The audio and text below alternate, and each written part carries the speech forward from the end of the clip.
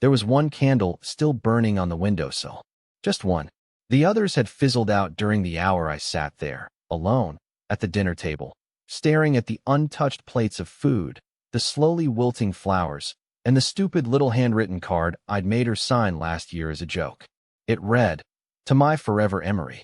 No matter how hard life gets, I'll always make your birthday feel like the most important day of the year."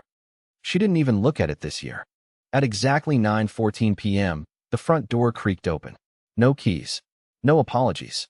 Just the sound of boots carelessly kicked off and her bag thumping to the floor. I didn't get up. I didn't speak. I just waited. She stepped into the kitchen like it was any other Thursday night. Not my birthday. Not the night she ghosted me without a single text. And then she saw the table. The candles. The food. The card. And me. "Oh," she said. "That's it. Just oh. No hug. No happy birthday. No explanation." I finally spoke. Quietly. "Is this what I get?" That's when she snapped. Like I'd asked her to climb Mount Everest barefoot. "Are you seriously going to make this a thing?" God, Emery, not everything is about you. Maybe I had a rough day. Did that even cross your mind? The room went silent after that. My face must have said more than my words ever could. I wasn't yelling. I wasn't throwing things. I just sat there. She stared at me for a few seconds. Her expression shifted, from irritation to guilt. Then she stepped closer, like she suddenly remembered the script. "I didn't mean that," she said, voice softer. "I didn't mean any of that. I love you, okay?" She touched my hand, the same hand that had written her that dumb card. And for a moment, I let her say it. I let her kiss my forehead and whisper, "I'm just tired," like it erased everything. But when she went to take a shower, I walked over to her purse. I don't know what I was looking for, but I found something I wasn't supposed to. A receipt. From 7:46 p.m. 2 glasses of wine. 1 steak. 1 salmon. 2 desserts. 1 restaurant we'd said we'd try together. That night, I learned love can sound like I didn't mean it. But betrayal? Betrayal whispers with receipts. She came out of the shower humming. Humming. Like this was just another night, and I hadn't been sitting there trying to figure out if I was losing my mind or my marriage. Her damp hair was pulled into a messy twist, and she wore that oversized hoodie she only ever put on after long nights out, claiming it was cozy. Funny, I used to think it was cute. Now it looked like armor. Something hiding whatever truth clung to her skin. She walked past me and casually plopped onto the couch, like we hadn't just exchanged the most miserable birthday moment in the history of miserable birthdays. I followed her silently, clutching the receipt in my palm so tightly it left a crease in my skin. "Did you eat?" she asked, not looking up from her phone. "No," I replied flatly. "You should," she mumbled, eyes still glued to the screen. "Don't let your blood sugar crash." I sat on the armrest beside her and slowly unfolded the receipt, placing it gently on the coffee table like I was handling a live grenade. She glanced at it, gave it a quick squint, and then her face stiffened. Barely, but I saw it. That little crack in her expression that she couldn't quite cover fast enough. "Where'd you find that?" she asked, trying to sound casual. Too casual. "In your purse," I said. I waited. Silence. "Why were you at Estelle's tonight?" She blinked. I stopped there for a drink after work. I needed space. "I told you, work's been awful, and I didn't want to bring that energy home on your birthday." 2 entrees, Lila. 2 desserts. She laughed. A dry, hollow little laugh. "Seriously? You're checking my receipts now?" I didn't move. Didn't blink. Just kept looking at her. And slowly, she stopped laughing. "Who was he?" I asked, not shouting. Just asking. Like someone already drowning asking how deep the water goes. "It wasn't," she started, then stopped. Her eyes darted toward the TV, like maybe a distraction would save her. "He's just someone from the office. It's nothing. You spent my birthday with him." I didn't mean for it to be like that. She snapped again. There it was, that same sharp edge from earlier. "He just asked me to talk over wine. I didn't think we'd stay that long. I thought I could be back before I noticed." She bit her lip. Not out of nervousness, but calculation. Like she was debating how much to admit before I stopped asking questions. "He's married, Emery," she finally said. "It's complicated." I felt something cold crawl up my spine. That word, complicated. That word only ever means one thing. Betrayal that hasn't been fully confessed yet. I looked down at the receipt again, and that's when I noticed something else. The signature at the bottom. Not hers. Not even close. Sloppy cursive. Mail. She hadn't even paid. You let him pay. Don't be weird about it. She shot back, instantly defensive. It was just dinner. And dessert. And wine. And lies. She stood up fast, like she couldn't take another second of being near me. I told you, I didn't mean to hurt you. You always take things so personally. I needed to breathe. You make it so hard sometimes. I make what hard? I asked, voice trembling now. Loving me. She didn't answer. She just walked toward the bedroom and closed the door. Not slammed. Just closed. Like she was done for the night, and I was some background noise she could mute. I sat there, surrounded by the flicker of the last candle, the untouched dinner, and the echo of her words. It's complicated. She didn't know it yet, but I was going to untangle every inch of that complication. And she wouldn't like what I found. I didn't sleep that night. I just lay there in the dark, listening to the soft hum of our bedroom fan and the occasional shift of her body beside me. She slept like a stone. No guilt. No tension. Just steady breathing, like nothing had happened. Meanwhile, I was staring at the ceiling with my heart thudding so loud I thought it might shake the bed. Around 4 a.m., I got up without waking her and walked into the living room. The place still smelled like cold pasta and melted wax. I sat down on the couch, turned on the lamp, and stared at her laptop on the coffee table. She rarely used it at home, claimed she hated mixing work with personal space. But I knew she kept it there for emergencies. Or maybe just laziness. I don't know. I shouldn't have touched it. I know that. But something had been gnawing at my gut since I saw that receipt. Something deeper than jealousy. Something colder. I opened it. The login screen popped up, same as always. And here's the thing she probably forgot. We made that password together years ago. A dumb inside joke from a vacation we took to Oregon where I got food poisoning from gas station sushi. Tillamook Tummy, 2018. It still worked. When the desktop loaded, I didn't even know where to start. Part of me hoped I wouldn't find anything. That I'd open her email or messages and see a bunch of boring spreadsheets and work notes. Maybe a few Pinterest boards for kitchen remodel ideas or saved Amazon carts. But no, it was all there. Not in her work email. That was squeaky clean. But in a separate Gmail account I didn't recognize. The name on it was her middle name and a number. Probably a backup account she never thought I'd find. I clicked through the inbox, hands shaking the whole time. Dozens of messages. Most were from him. A name I didn't recognize, Dinar. But I didn't need a last name. The way he wrote to her made it clear. This wasn't some harmless coworker chat. These were long, rambling messages sent at midnight. Paragraphs about how he couldn't stop thinking about her voice after conference calls. Complaints about his wife. Hints about starting over. Worse, her replies. Not just playful. Intimate. Familiar. She sent him photos. Nothing explicit. Nothing that would break YouTube's rules. But just enough to show she was emotionally miles away from me. A picture of her on the couch, holding a wine glass, captioned, "Wish you were here instead." A mirror selfie in the hotel room from that work retreat last month, with the caption, "This bed's too big for one." But the worst one, the one that actually made me drop the laptop onto the floor, was a voice memo. It started with her laugh, low and whispery. Then she said, "I told him I loved him tonight, just to shut him up." I sat there frozen, the laptop still playing softly through the speakers, her voice echoing around the room. I didn't even cry. I just sat there, stunned, as if I'd been hit by a train but was too numb to feel the damage yet. She told me she loved me, to shut me up, on my birthday, and then she went to sleep like nothing happened. I picked up the laptop and closed it quietly, walked back to bed, lay down next to her. She stirred a little, murmured something in her sleep, and reached for me. Her arm brushed mine. I didn't move, because now I knew. Tomorrow, I'd pretend nothing changed. But the countdown had already started. By morning, I had decided two things. First, I wouldn't confront her yet. Not directly. Not until I understood just how deep this went. Second, I was done being predictable. I wasn't going to cry. I wasn't going to beg. I was going to watch, closely, quietly, carefully.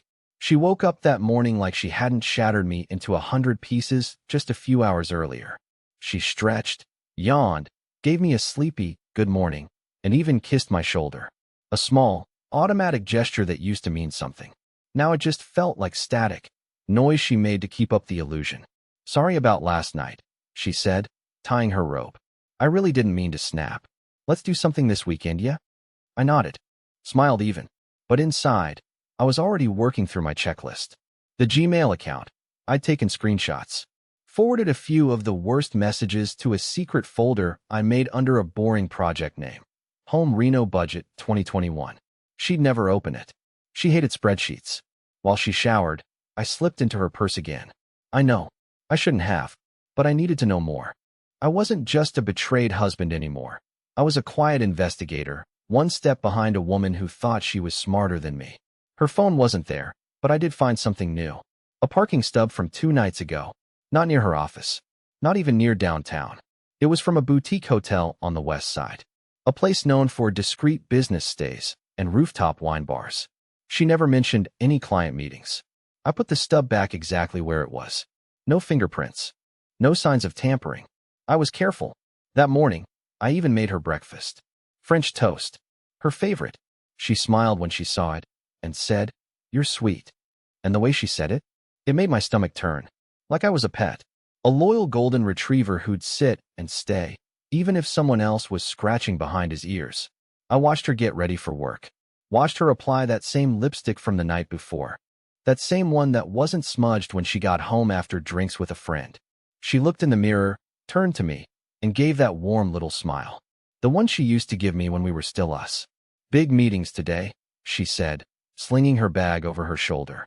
"Wish me luck." "Good luck," I replied, keeping my voice steady. She leaned down, kissed my cheek, and walked out the door like nothing was wrong. The second she left, I grabbed my keys. I had already made a fake client inquiry to that hotel last night.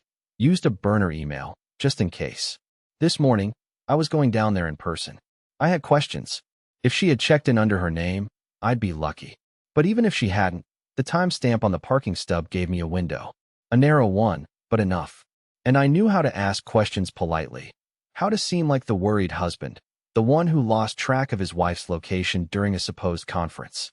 What I didn't expect was what I actually found. It wasn't just her name on the reservation. It was his too. Dinar. The same name from the emails. Booked together. Same room. 2 nights. No work conference attached. I stood in that hotel lobby with a polite smile plastered across my face, thanking the front desk woman for clearing up my confusion, while something behind my ribs started to tear. 2 nights. While I thought she was on a work trip.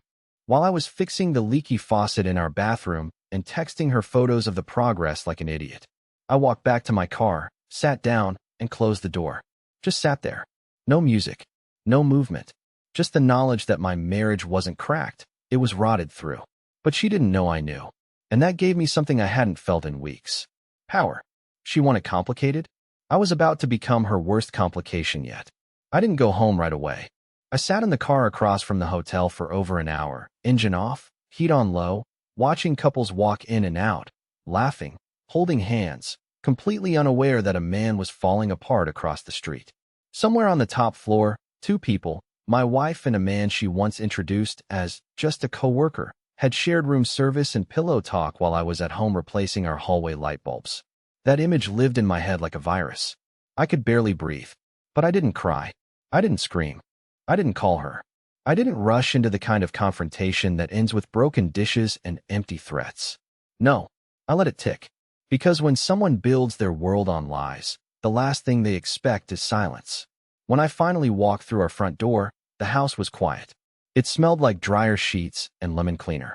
Her favorite candle was lit on the counter, some lavender thing she used when she wanted to clear the mood.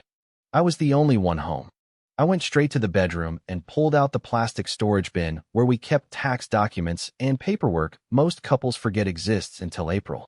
Deep in the stack was a manila folder I hadn't opened in years, our joint bank account setup documents, along with the login info for an emergency account we opened before our honeymoon. She didn't know I remembered the passwords. I'd played dumb so long she probably thought I'd forgotten they even existed. But I hadn't. Not after the way she used to talk about independence and separate safety nets before we got married. I logged in. The balance was smaller than I expected. Way smaller. And then I saw the withdrawal history. Clean, quiet transfers. Every 2 weeks, small enough not to raise alarm, but steady enough to build a pattern. And the recipient? Dinar. The transfers were labeled consulting reimbursement. Consulting. My wife had been paying a man she was sleeping with, either for secrecy or guilt. And suddenly, it all clicked. Her sudden paranoia about money, her push for separate budgets, her weird arguments about financial boundaries. It was all preparation. Brick by brick, she'd been laying a path out of this marriage, one she thought I was too oblivious to notice. But here's the thing about being the nice guy. They forget we have memories, that we notice everything, even when we pretend not to. That night, I made dinner like nothing was wrong. A roast chicken, which she usually bragged to her friends that I made better than any restaurant. She walked in at 7:26 p.m., humming again. Same fake tune. She kissed my cheek like she hadn't betrayed me down to the bones of my existence. I asked how her big meeting went. She said it ran long. She even rolled her eyes and mimicked her boss. I nodded, passed her a glass of wine, and laughed when she cracked a joke about office politics. And all the while, I stared at the woman across from me. This stranger wearing my wife's face. This woman who could lie better than most people could breathe. After dinner, she curled up on the couch and asked if we could watch something light. I said sure. She picked some trashy reality show. I didn't even register the screen. My eyes were locked on her hands. Her smile. The way she giggled at every ridiculous plot twist, like she didn't have one of her own playing out in real time. And right there, with her head resting on my shoulder, I decided I wasn't just going to walk away. That would be too easy for her. Too clean. No, I was going to make sure she watched every single brick of her secret life collapse around her. One quiet, steady move at a time. 3 days passed. I didn't confront her. I didn't change my tone. I didn't say a single thing out of character. And that's what scared her most, I think. Because Lila knew me well. Well enough to notice that the man who used to over-explain every emotion was suddenly calm. Too calm. Like a tide pulling back before a storm. She kept asking if everything was okay. "You've been quiet lately," she said one night while brushing her teeth. I told her I was just tired. "Work's been rough?" I muttered. The same excuse she once used to dodge guilt. She accepted it, but I saw the flicker in her eyes. The hesitation. The way her smile didn't reach her cheeks. She was guessing what I knew, and failing. That weekend, we were invited to a birthday party for one of her coworkers. Some guy named Vince, mid-level manager, turning 40. We didn't even like him. She never had a kind word to say about him before. But this time, she insisted we go. "It'll be fun," she said. "It'll take our minds off things." I didn't argue. I said sure. The party was at this rooftop bar downtown. One of those places with string lights and overpriced cocktails that make people feel richer than they are. She wore a deep green dress I hadn't seen before. Said it was new. I wondered if Dean had picked it out. She looked stunning. And for the first time in weeks, I didn't feel anything when I looked at her. Not love. Not jealousy. Just a strange, detached pity. The way you feel when watching someone who doesn't realize they're dancing on a cracked floor.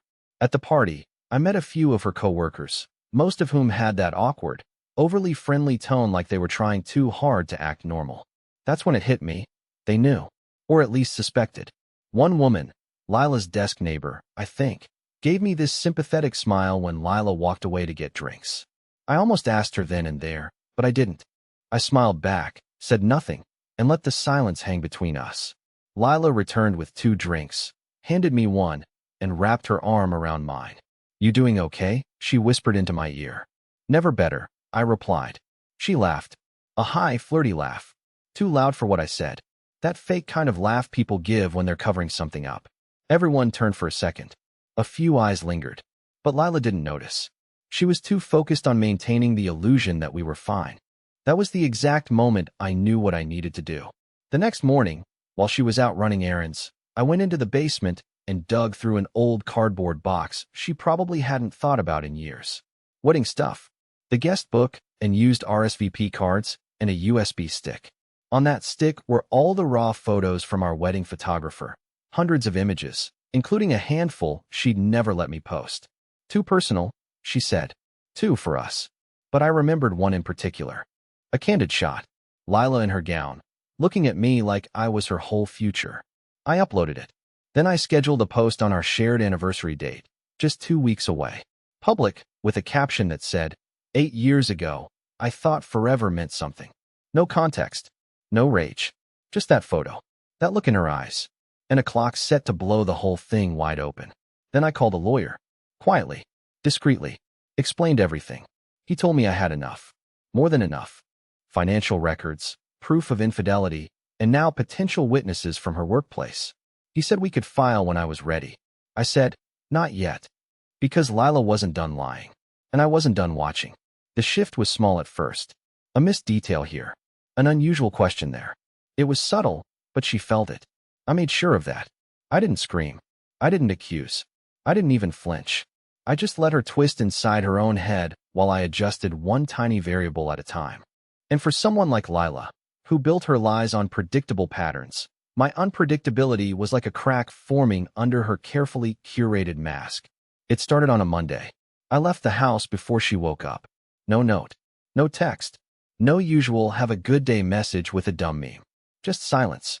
Then I didn't answer her first call. Or the second. She finally texted around noon. Is everything okay? Where are you? I replied 6 hours later. Busy. All good. She replied with just one word. Weird. Weird. That was rich, coming from her. I kept doing it all week, changing my rhythm slightly each day. I started going to the gym again, but never told her when. I moved some clothes to the spare bedroom, said it was because of my snoring. I laughed more on my phone around her, but never explained why. It wasn't much, just enough to make her look twice. Just enough to remind her that control is an illusion. Then came the real blow. That Saturday, I told her I was heading to my friend Reed's place. Guys' night, some old movies, beers, nothing serious. She nodded, said, have fun, with that same dismissive tone she used when she thought she held all the cards. She didn't ask any follow-up questions. She didn't even look up from her phone. And I let her think I was out of the picture for the night. But I wasn't at Reed's. I parked 3 blocks away and waited. At 8:52 p.m., she left the house. Alone. No phone call before. No heads up to me. She was dressed in a way she hadn't dressed for me in years. Heels, hair down, dark red lipstick. The same one she wore on my birthday. I followed her. No, not like a stalker. I didn't need to hide in bushes or wear a disguise. I knew where she was going before she did. When someone cheats long enough, their patterns stop being secrets. They become schedules. She met him at a wine bar near the park. Not the hotel this time. Public, casual, open. Probably thought it looked innocent that way. I stayed across the street, just out of view, phone in hand, camera ready. They didn't kiss. Not this time. But the intimacy was there. The kind of conversation you have with someone who already knows your body. At one point, she leaned over and touched his hand, and I caught the exact second she looked around, paranoid. She checked her reflection in the window next to their table. Not once. Twice. Fast. That's when I knew she felt it. The tension. The shift. Something in her gut was whispering, he knows. But she didn't trust that whisper yet. She brushed it off, smiled, laughed louder. But she kept checking that reflection, like it might betray her. She left an hour later. Alone again. Walked home like nothing happened. The next morning, I made her coffee. French press. Her favorite. I sat across from her in the kitchen, watched her try to hide how tired she looked. You okay? I asked, careful. Didn't sleep well, she said. Weird dreams. About what? She looked up at me. Long pause.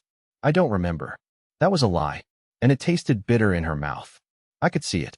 I dreamed we were being watched, I said casually, sipping my coffee. She froze. Just for a second. It was enough. I guess that's what guilt does, I added, smiling. Her laugh came late. Too loud. Again. Just like at the party. She was slipping. And now that she was on edge, it was time to give her a push. It happened exactly how I wanted it to. Slow, quiet, and devastating. No screaming. No dramatic fight in the kitchen. No begging on the floor. Just a single moment. Deliberate, surgical, final. It started with the envelope. Our anniversary came 2 weeks later. That morning, I left her a white envelope on the kitchen table. No note. No fancy card. Just her name on the front, written in my handwriting. When she walked in and saw it, I was already dressed, standing by the door, keys in hand. She smiled like she thought I'd finally moved past the tension. That maybe I was trying to make things right. She opened the envelope without hesitation. Inside was the photo. The photo. That candid wedding picture from the USB stick. The one where she looked at me like I was her whole world. I'd printed it in black and white. On the back, I'd written 7 words in neat, even script. You looked at me differently back then. That was it. No confrontation. No list of what I'd found. Just that picture and that sentence. She stared at it like it was a puzzle she couldn't solve. Her hands shook. Her smile faded. Her mouth opened, but she didn't say anything. Because deep down, she already knew. I'll be out for a while, I said casually. Don't wait up. She called after me. Emery, wait. What is this? Where are you going? I didn't answer. I just walked out the door. That afternoon, the scheduled anniversary post went live on social media. That black and white photo. That same caption, 8 years ago, I thought forever meant something. Comments started pouring in from friends and family. Confused. Concerned. One of her co-workers even DM'd me. About time. Later that evening, I returned. Not to the house, but to the apartment I'd quietly leased a week earlier. Fully furnished. 1 bedroom. Clean slate. I had already moved most of my essentials when she was out at work. The rest, old suits, a couple mugs, my books, were boxed and waiting in the trunk. But the real twist? She didn't come looking for me right away. No, she waited 3 days. And then she showed up, not at the house. At my new apartment. I don't know how she found the address. But she was standing outside the door, pale, quiet, holding that same photo. I deserve this, she said softly. I deserve worse. But I had to say it out loud. She looked up at me. Her voice cracked. How long did you know? Long enough, I said. I messed everything up, she whispered. But I never stopped loving you. I looked at her for a long time. And for the first time in weeks, I didn't feel anger. I didn't feel revenge. I felt done. I stopped, I said. I don't hate you. But I stopped loving you the second you chose someone else on the night I was supposed to matter most. Tears welled in her eyes. She tried to speak, but no words came out. Just a quiet sob, the kind that shakes you but doesn't make a sound. And I let her cry, but I didn't hold her. Because I wasn't hers anymore. And that was the most peaceful feeling I'd had in years. She left. She didn't knock again. And me? I rebuilt. It took time. But peace came. New routines. New people. New joy. A year later, I met someone who didn't flinch when I got quiet. Who didn't twist guilt into silence. Who actually remembered my birthday. And not just remembered, but made it hers too. And on that birthday, while I blew out candles in a room full of laughter, I looked around and finally realized what Lila had accidentally given me. Freedom. She broke the version of me that would have kept forgiving. Kept waiting. Kept hoping. And now, I don't wait to be loved the right way anymore. I am.